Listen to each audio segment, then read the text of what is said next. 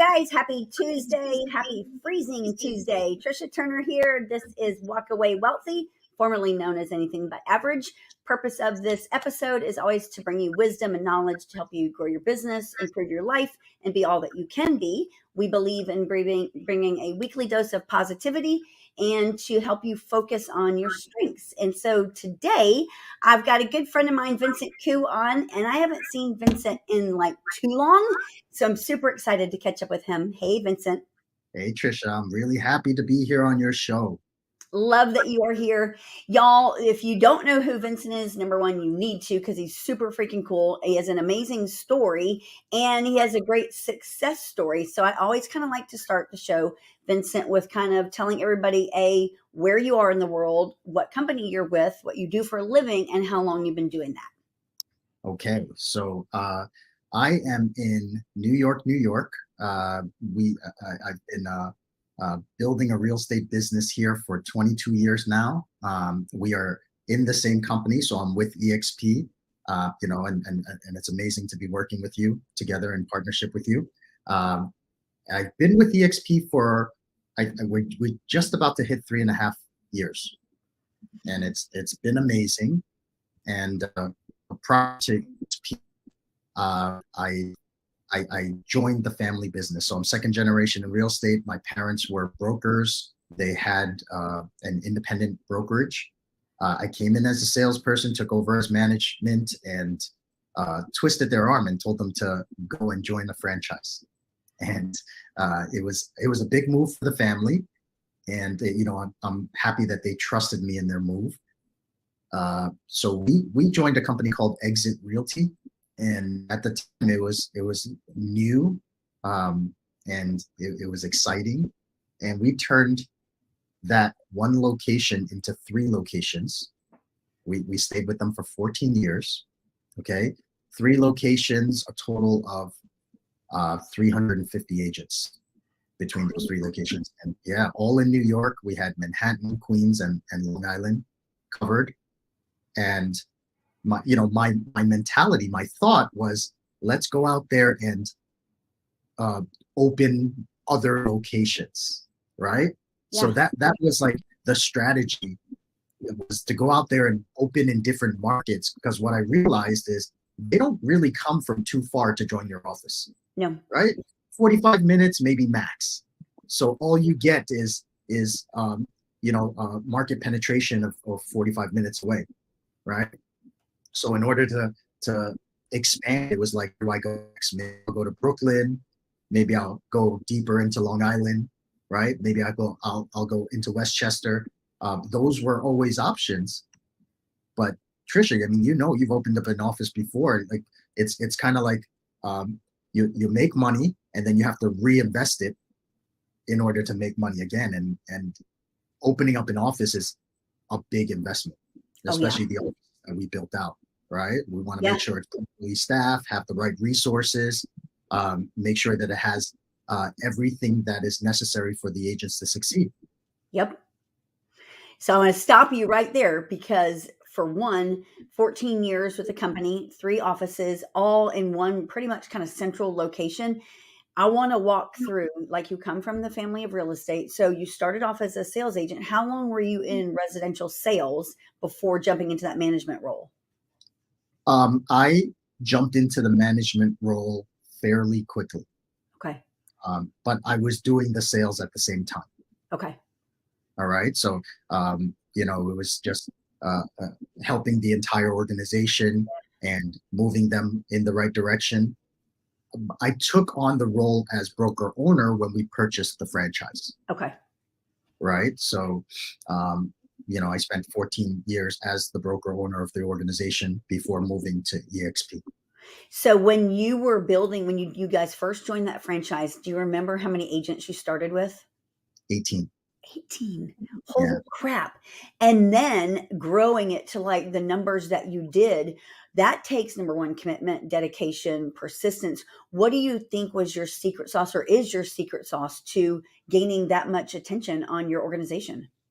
It was just nonstop focus, right? So, and anything that you focus on grows, right? And that was our focus. And we directed the the staff, we directed the management, we directed the agents all towards that one focus.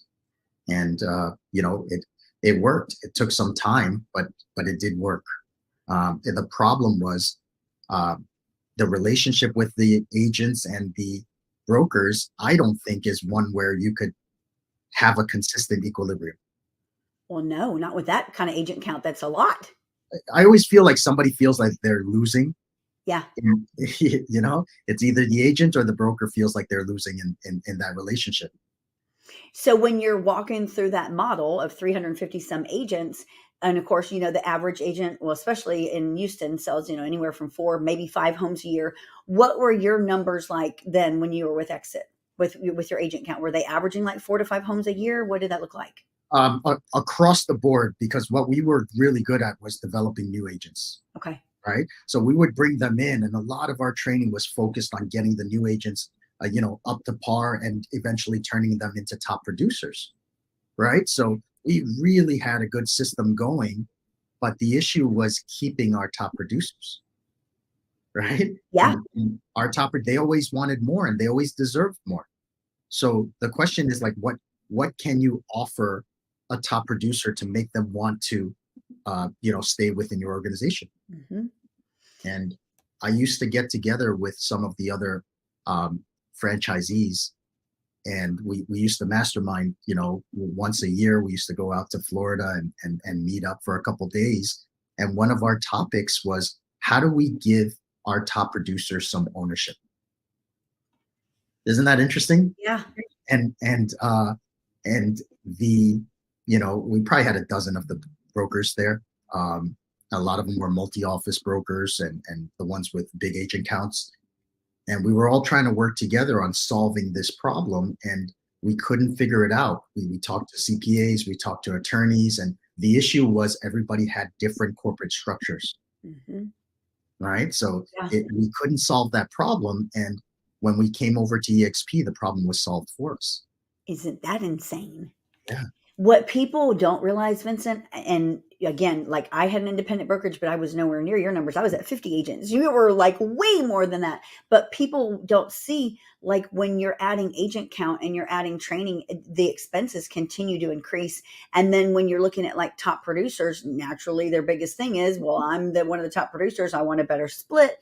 And Mhm. so it becomes a threat on the organization, on your profitability. And people don't look at that. So when you're scaling big numbers like that, you had to have been experiencing that same kind of threat, correct? Yeah. I learned real fast that profitability doesn't scale as much as the expense and liability does. And I got to tell you something crazy. It's like I have an arbitration hearing, defending one of my former agents from my former franchise from 3.5 years ago, Holy crap. happening in the first week of January. So I'm still dealing with some of the headaches of ownership. And Yeah. I'll tell you, with 350 agents, like anything that anybody does could affect the entire organization. Oh, yeah. So it was pulling me in many different directions. It was small claims, arbitrations, and a lot of times the agents weren't doing anything wrong, but anybody can make a complaint, and we're there to defend it. Right? Absolutely.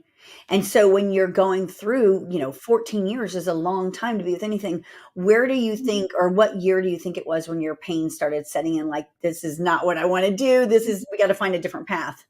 You know what? When I realized couple things, I had an incredible team in Manhattan, and one day they came in and said, you know what? We want to start our own brokerage. And overnight, they were gone. Okay? Seriously. Yeah, and they were a powerhouse rental team, powerhouse, absolutely amazing. With me for probably about maybe 5-6 years, Oh, yeah. built something really incredible, and it made sense because they took a look at the numbers that the team was giving the brokerage, and they said, we could really create something ourselves. And That hurt, didn't it? yeah, oh, yeah, that hurt a lot. Yeah. And then another time, like right around that time, I had an agent come up to me and said, Vincent, I gave you 80,000 this year. Why should I give you that and more next year? Yep. Right. And that agent was with me for, since I came into the business. Yep. Right. So did And she leave too? so she did not. She did not, as she actually converted over to EXP.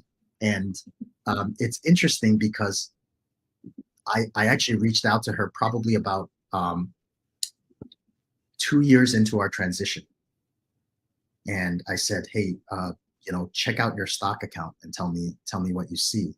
And she goes, hold on a second. She checks on her phone and she goes, oh my gosh, I've got close to 800,000 Crazy. in company stock.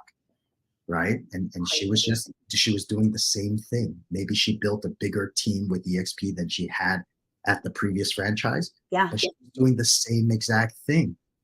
Right. Yeah. And to be able to, and I was like, remember that time when you came to me and you were talking about 80,000 and how you were, giving that to me annually and expected to giving me more. Like, I'm glad you stayed with us. And she's like, yeah, I'm glad too.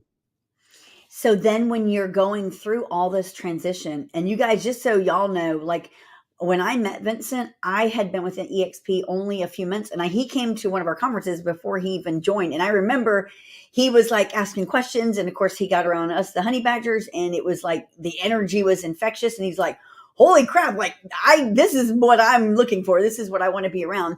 And so you guys think about this. That was, you joined, wasn't it right before COVID? It was. We had 6 months or so prior to COVID, and then Yep. COVID hit. Okay, And it so was y'all now like backtracked. So he's in yeah. New York where COVID was like insane and they shut down there. Vincent, kind of first of all, let's walk through when you transitioned over. What was that like deciding factor? You're like, you know what, I'm done, because you had 350 agents. That's a lot. It's a big decision. What was that couple of deciding factors that just made you pull the trigger? Well, I'll tell you, anybody with franchises, right?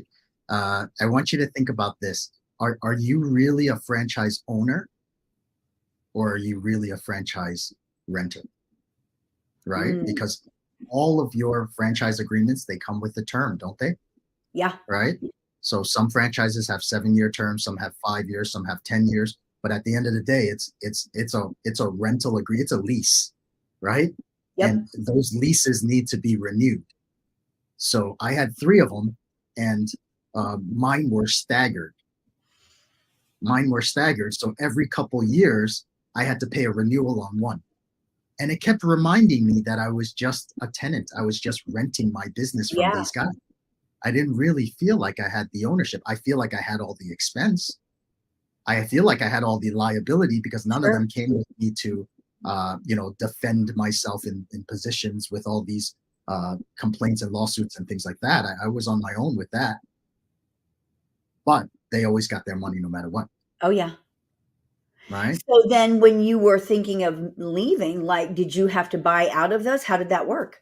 It's a funny story. I've heard so many stories because we've seen, it's a migration. It's a mass migration with brokerages coming over to Yeah. EXP.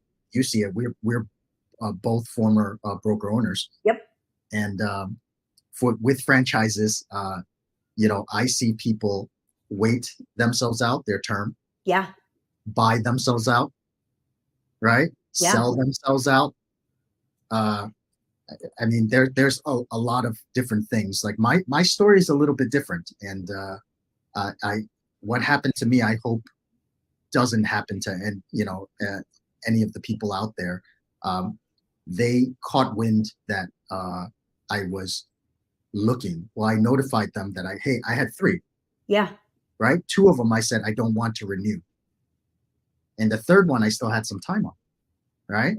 And, I was trying to figure out, hey, what could I do? Can I sell it? Can I buy them out? What there's different options. And I was asking for them. I treated them with respect and said, hey, here's my thought. I'm thinking of not renewing. What are my options? And they're like, hold on, we'll get back to you. Hold on, we'll get back to you. And they waited for like, almost 3 weeks, didn't get back to me. Then they called a meeting with all of the franchise owners that were around me because this is the crazy part with franchises is each one is independently owned and operated. We know Yeah, that, right? So uh, everybody's waving the same flag, but at the end of the day, they're competitors, sure. right? So we had 58 of them in our region, and I had three, so 55 of them were essentially my competitors. Yeah. So they called a meeting with all of those guys, left me out of it, and said, "Hey, we're pulling Vincent's last franchise." Okay, Holy and crap. and during that call, they emailed all 350 agents, and they said, "Franchise agreement's been terminated. Please find another location to join." Oh my gosh. So imagine the franchise doing that to you, because it's more important for them to protect themselves than Yeah. to keep a good relationship with you going out. And all of your agents. Oh my gosh. And understand that I was still exploring, because Right. like I said, when we met, they could have tried to keep me, Yes. right? Yeah. I I was bleeding my franchise colors, Yeah. right? I did a lot for them, and I wanted to treat them with respect on the way out and all that stuff. But I guess to them, business was business, and it was better for them to, Shut you you know, down. yes, Yes. essentially. Yes. But to turn that big ship with those 350 agents, like, it would have been difficult to do. There's a lot of things that I needed to unwind, and I could have been exploring for another 6 months, maybe another year, and you know, I I don't know, like, where I would have ended up, because I was just starting. Yeah. Like, my exploration into EXP was less than a month Yeah. exploring. Okay. And I was meeting great people like you. I actually sought you out because I saw your video, Yeah. and I said, "Hey, I know that you transitioned over a brokerage. Tell me about that." Yep. And that's how we connected. Um, but I really hope that doesn't happen. But I've seen some things with franchises, and I'm always available to offer my you know my Guidance. experience and guidance up. If you're in that situation, Well, you because know. 'cause I'm thinking, like, I know when, I've seen horrible things happen to independent brokerages, where the broker pulls their license, without warning or anything, and it shuts the whole office down immediately, and agents are scrambling because then they're inactive, and it's like, so I can't even imagine the magnitude of 350 agents and you having to make decisions super fast and almost impulsively. So how fast did you do that transition then? Because you got to get these agents back active. Yeah, I honestly, we had to do it overnight, and it was virtually impossible for us Yeah. to, because we didn't even speak about this to many of the agents. We No. spoke about it to a few just to get their opinion, but nobody knew, Well, it's right? 350 of them too. It's not like a handful. Right. So it was really a mess, and I feel like it was a shame that it was handled that way, Yeah. right? I think it was poor leadership Yes. on the franchise side. I Totally think unprofessional. yeah, a lot better. So I hope it doesn't happen to anybody else that's out there. So with your 350 agents, then it was a matter of like, okay, guys, this is what I'm doing, and is who's coming with me. Is that kind of how you had to do it then? Yes, yes, and I'll tell you, I didn't keep uh the majority. Yep. All right, Yeah. just because I couldn't. It was amazing because they were like, "Hey, just call all of his agents." Yeah. And it was open season, and that's what happened. So I had all of these brokers calling saying, "Hey, Yeah. did you know that your brokers no longer with this franchise, like, Yeah. come in and meet with us?" And these are brokers that I've worked with, and that we meet at regional gatherings and all that, and they're calling saying, "Hey, come on over." They're poaching all your people. Yeah, and they're told to. Yes. You know what the funny thing with franchises is, you're almost in competition with your region, because their ideas, they want to sell more franchises, Hmm. right? So Yep. they'll sell somebody right up against your territory, because that's what you get, a little territory, right? Yeah. And they'll sell somebody right up against yours. But here's the interesting thing. We've had situations where our top agents were called and offered franchises. That's crazy. And you think about that? You're like, think about that. So it's like, hey, let me take your top producer away from you, sell them a franchise, and put them up right next to you. Yeah. Right? Wow. I'm like blown away because I did not know all of that. And I'm putting myself in your shoes and I'm imagining how you must have felt. Like, number one, you were blindsided. Number Yeah. two, that was like people you probably trusted. And here they are turning against you and trying to create competitors and then plucking people right out from underneath your own organization. It's like, oh my goodness. It was a stressful time. It was Yes. a stressful time.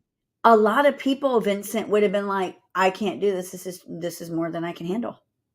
Yeah, but we listen, we don't have options. We just move forward, right? We do. So with your agent count, then how many ended up coming with you to EXP?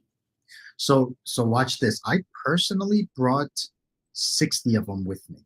Out of Okay. 350, I brought 60 of them with me, but the the ones that came with me brought a few with them. So Yeah. when all the dust settled, sadly, we only brought about 150 with us. And now during this time, what has happened to those other agents, those 200 other agents? Well, some of them are not in the business. Some of them moved to different companies. Some of them did rejoin. So they're watching us. Some of them wanted to see what we would do first, and then they would come back. Yeah. So obviously we've grown since then, but Oh, it's yeah. it's it's a completely different business now for us, and it's a better business, and it's more exciting, and it creates more impact. It's less of that broker agent relationship, right? So when we're attracting, we're creating partnerships. Oh, yeah. And helping people really grow their business. Yeah, yeah. So then when you're okay, so now I'm like, okay, here you are going through such a transition, super stressful. You probably think I'm just now starting to get it figured out and boom, COVID. And you're in New York. Like, how did you transition through all of that? It was terrible, and I'm just glad that I didn't have the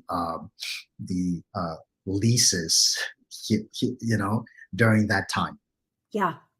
right? And Yeah. I didn't have, because I'll tell you, when I moved over, my expenses probably dropped by 85%. Yep.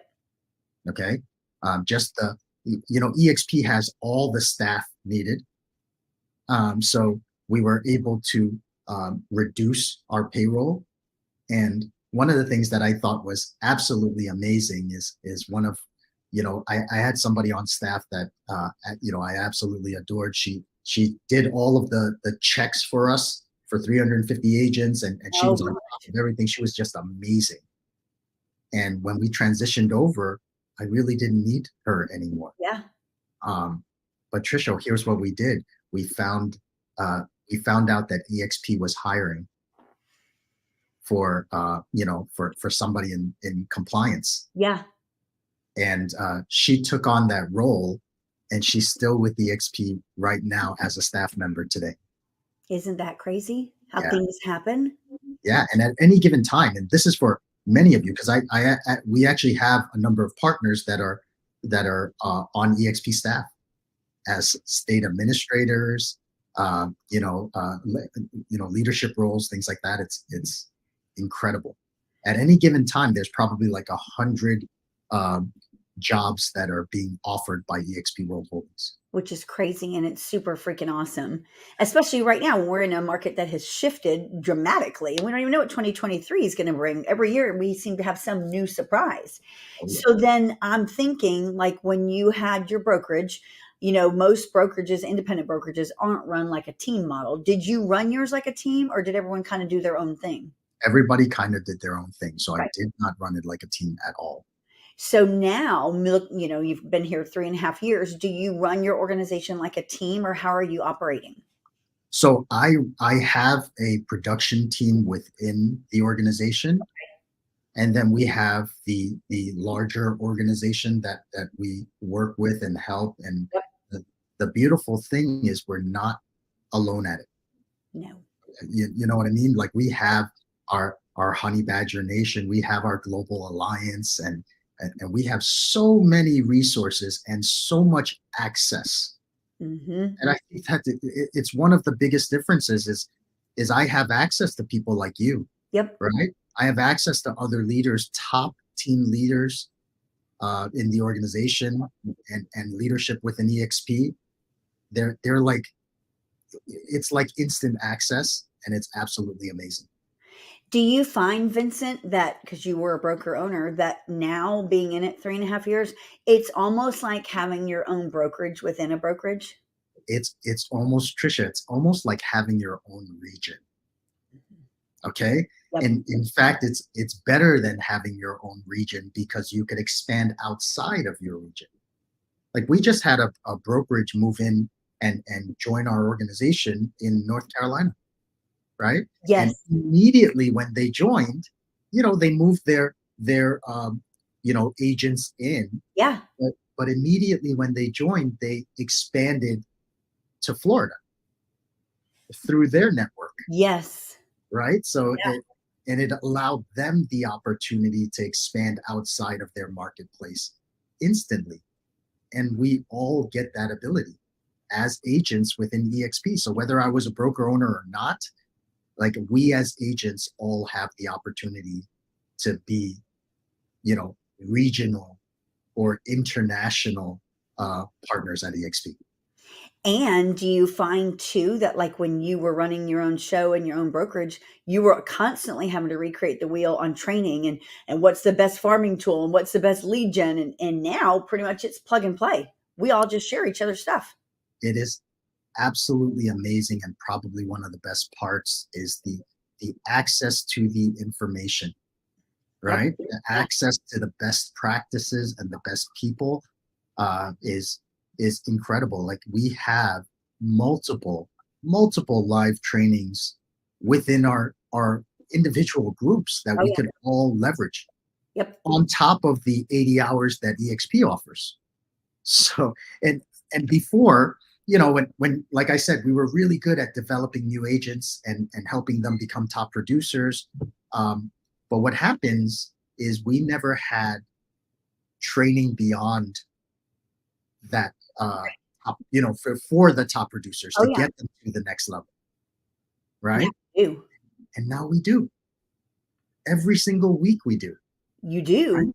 Yeah, because it's like the top 1%. I was at Veronica's mastermind with Glenn Sanford, and Veronica asked him because it was like a fireside chat. Like it was number one, the coolest thing ever to see the owner and founder of EXP sitting in a room with us and just asking questions, wanting to know like how can we make the company better? What are y'all's strengths and weaknesses? Like where do you want to see the company go? He genuinely cares, which is so freaking cool. And Veronica asked him, she was like, I got to know, like, this icon award, like, it's real simple.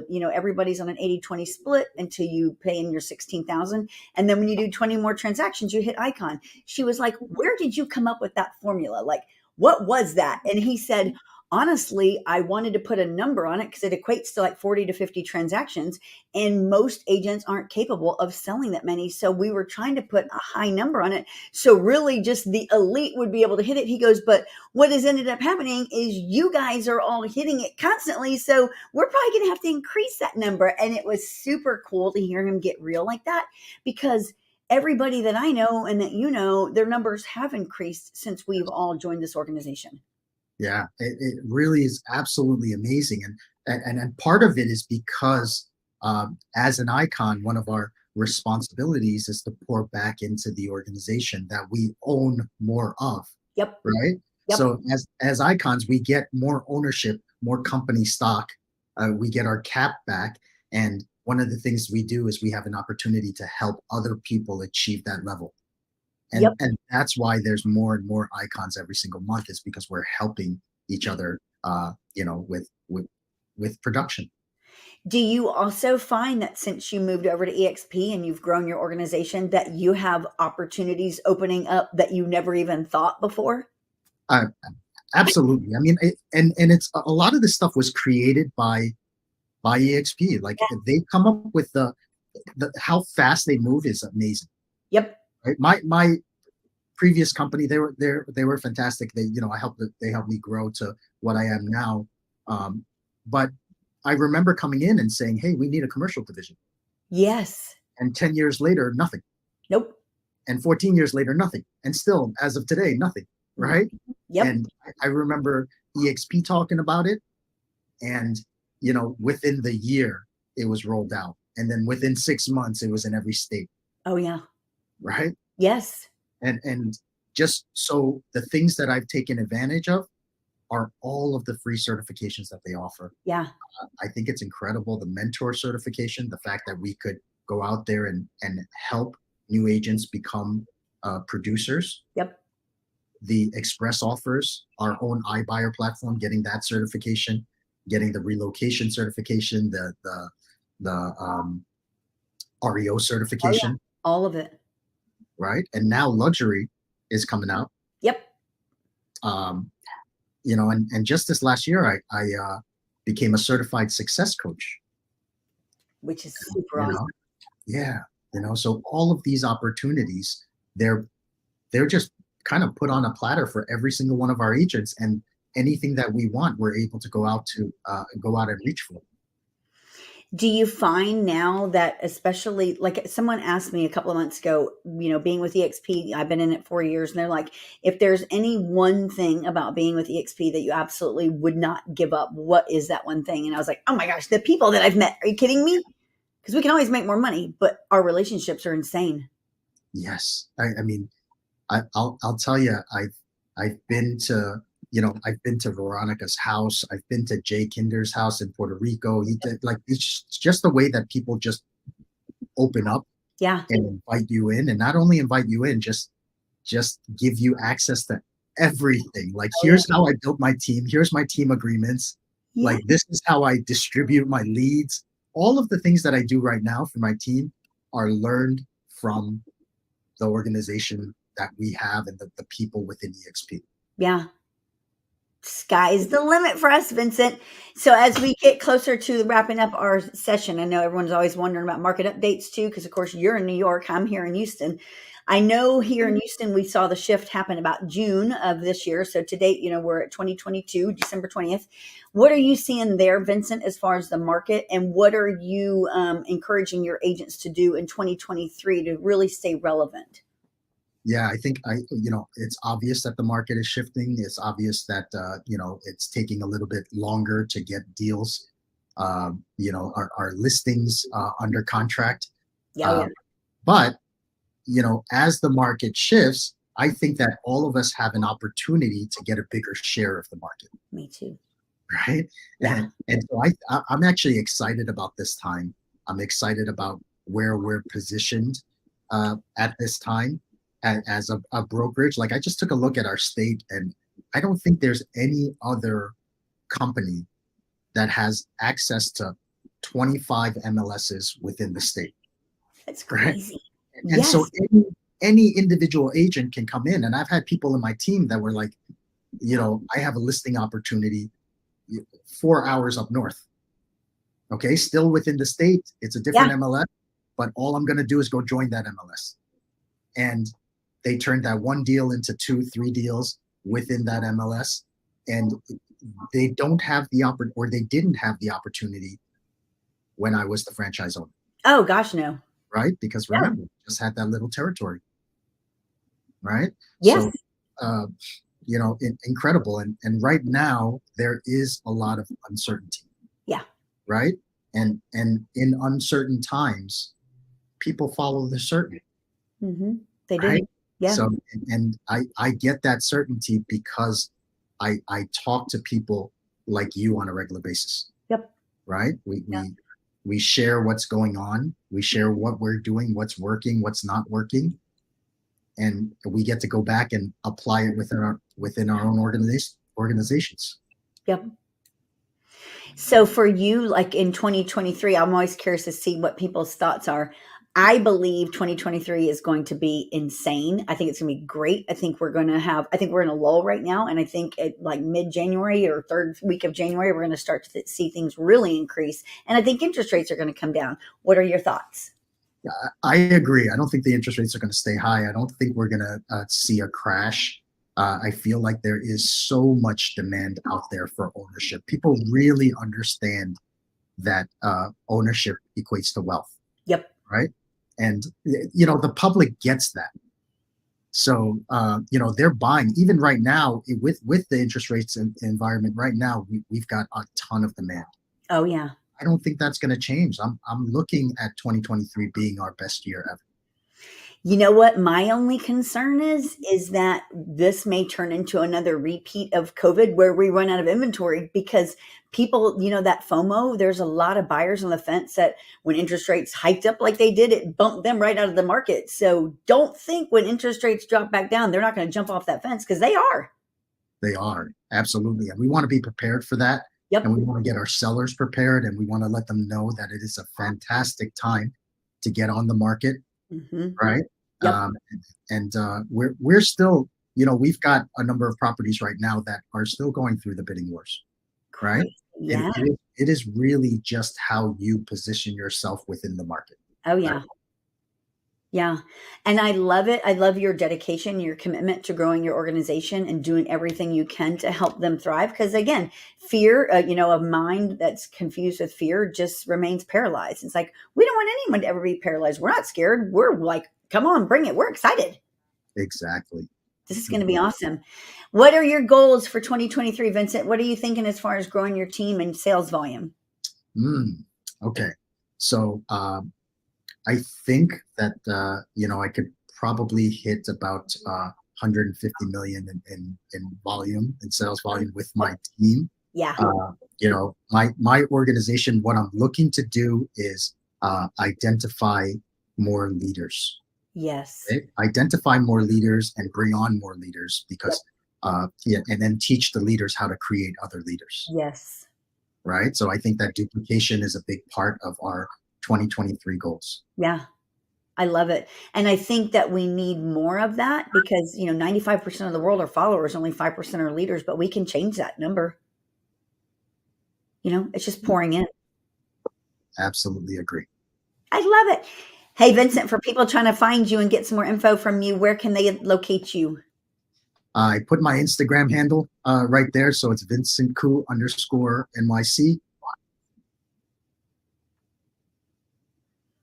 I don't know if that came through, but VincentKoo_NYC. Fastest way to reach me is probably through Instagram. Okay. Love it. So glad that you did this with me today. I miss talking to you. I don't get to see you very often because you're so far away, but love catching up with you. Awesome. We'll get together in May in Orlando. Okay. Shareholders, count on that. You guys have an awesome day. I'll see you soon, Vincent. Thank you, Trisha. Take care, everyone. Bye, y'all.